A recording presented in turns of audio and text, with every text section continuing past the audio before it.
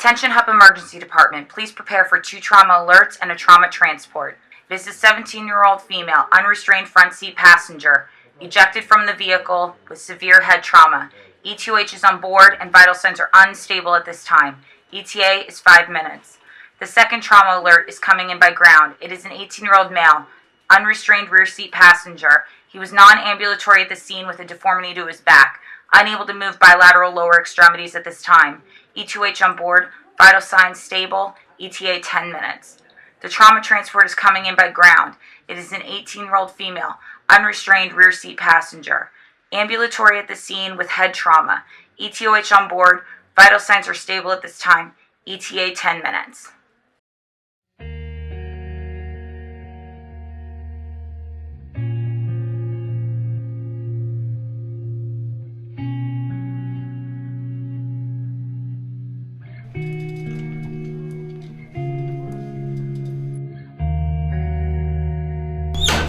Alright guys, let's get her on the monitor.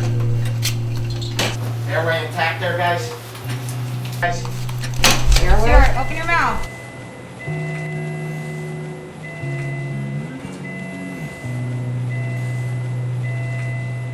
We are still defib. Not feeling pulses. No pulses. Alright guys, let's get ready to do CPR.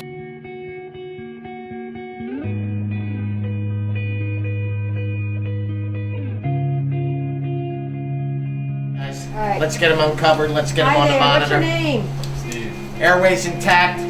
Steve, what happened today? Yeah. You? Alright, Steve. Take your arm here, Steve. What happened? No, what happened? You don't know? No, what happened? Where were you going? Do you know what today is? No. No? Check your blood pressure. No, do you know where you were going? All clear. Alright, let's bring them back. 1, 2, 3. Alright, let's send them up for x-ray, guys. Alright, guys.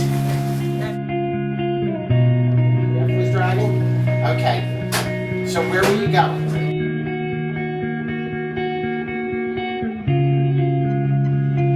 Shot. Shot.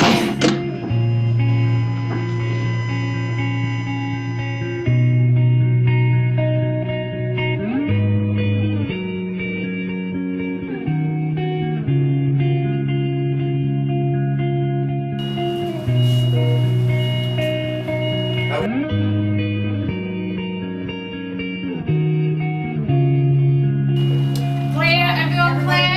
Shot delivered.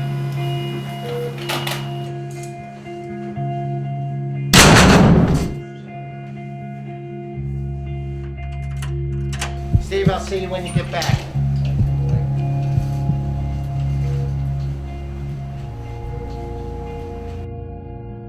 Alright, guys. Let's do a pulse check.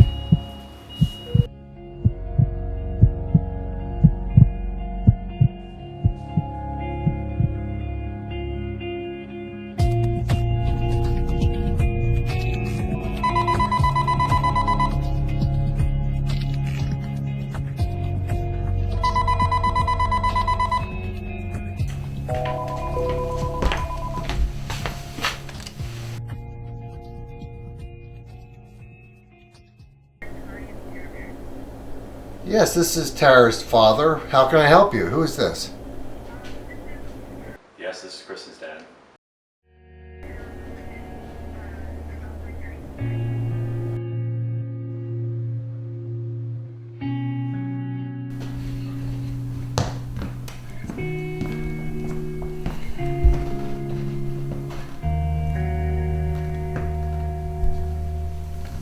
Hello?